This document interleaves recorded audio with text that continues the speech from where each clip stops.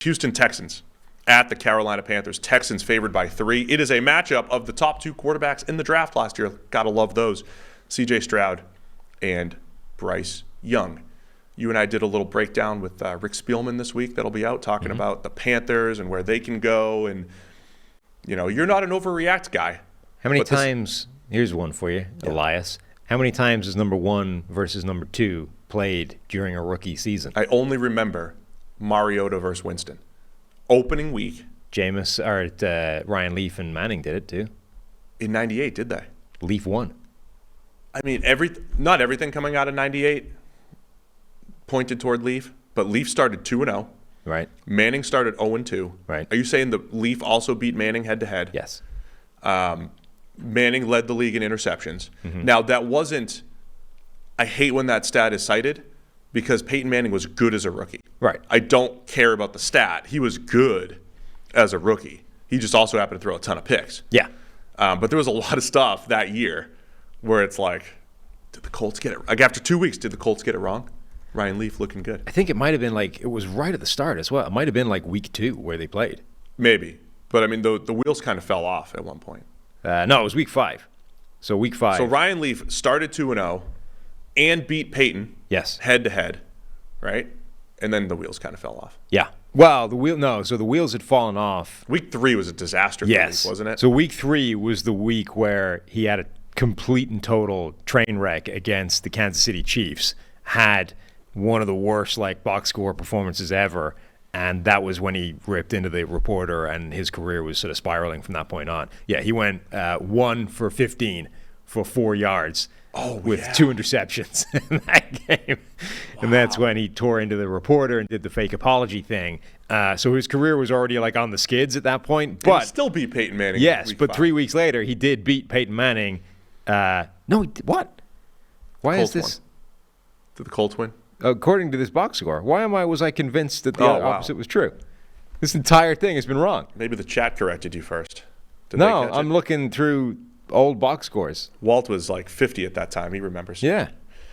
I was 1,000,000% convinced that the Chargers won that game. No. Well, you were wrong. Yeah. All I know is they started 2-0 and then things fell off.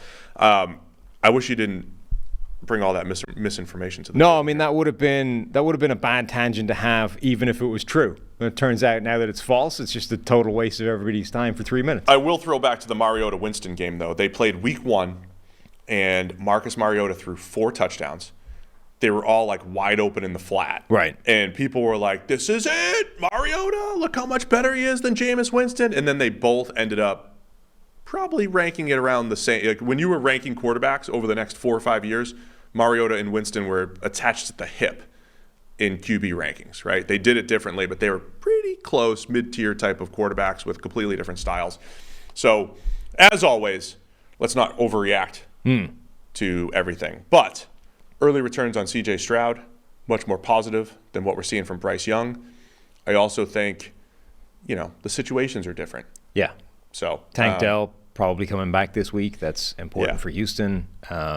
You got that connection with Nico Collins is working really well. When Tank Dell's there as well, that's an extra dimension as a deep threat. And not every quarterback is blessed with a former PFF analyst as his play caller. That's true. Right? Not everybody gets that. I mean, if I was calling plays for Bryce Young, maybe things are different. Maybe. I'm just saying there's evidence there.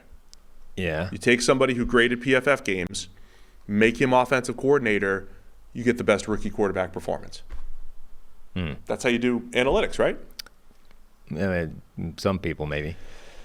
Anyway, as we've said before, I think Stroud's playing well. Just very impressed with what Houston's done with their offensive line. It should have been a disaster, right? We build stories off this type of stuff. Oh, the Texans are missing 3-4 starters. Everybody's hurt. They're shuffling the offensive line. Of course they're bad. And they've been one of the best pass-protecting offensive lines in the league, coinciding with Stroud unlocking Nico Collins and Tank Dell coming back, as you said. All of a sudden, the Texans have an intriguing group of playmakers, and it's a fun offense to watch. No, it is. I mean, the Texans look like a pretty good team at this point. They do. They've got a lot of solid performances. The offense in particular has been pretty good. The areas that maybe didn't look great on paper look way better when everything else is functioning, right? The offensive line's been pretty good. Obviously, C.J. Stroud has been good so far, and the wide receivers have been pretty good so far. Like Nico Collins looks fantastic. Tank Dell adds something that nobody else in the group brings to the table, and you're even getting like a mini resurgence in play from Robert Woods, who doesn't look completely washed the way he did previously. This is a good offense, and they're not, it is running the scheme that is working the best of any scheme in the NFL right now, that Shanahan coaching tree type of system. So the Texans, I think, are a pretty good looking team, and Carolina isn't so much. Last time we saw Bryce Young, though, they had talked about kind of playing to his strengths a little bit more. That was back in week 6 against the Dolphins. His game grades, after week 1, it was a 31, but his game grades have gone 57, 62, 56.6, 62. Like pretty consistent, right? High 50s, low 60s for Bryce Young. But there was a little more life early in the game against the Dolphins last week. I thought Bryce Young was throwing to the middle of the field a little bit better. You saw more crossing routes. It did feel like the game plan was tailored to Bryce Young just a touch more. And remember when Justin Fields had that statement earlier in the year, hey, I'm going to play faster. You didn't see it the first week. He looked terrible again against the Chiefs after he said that. But then 2 weeks later, it looked better. They're coming off a bye. Is this a bit of a turning point game for Bryce Young? I know the situation's not great. It doesn't mean the offensive line is all of a sudden going to be better and Adam Thielen's going to turn back the clock and become quicker, but he's been a good possession guy. Maybe things get a little better for Bryce Young here coming out of the bye. Maybe. I mean, we've gone from averaging like 150 yards a game to averaging like 210, and that's probably as much as you're going to expect. Baby steps. Baby steps. Baby steps. Little 5'10" baby steps. You said that. All I'm saying is take a little step. And I can make that joke as a 5'11" person. You can. I can't make that joke. God, no. Borderline 6'10" over here. All right, man. I'm going Houston. I think they're significantly better. And 3 points, even on the road, I feel like they've got it. Oh, I'll take Houston for Bobby. I'm going to start betting on Houston now. For Bobby. Doing it for Bobby. Something about Carolina this week, though. Yeah. They're going to play better. It wouldn't be easy to play much worse. They practice things in the bye. They're going to be better. They practice some things in the bye. Yeah. Yeah, I'll take Houston to cover the Panthers.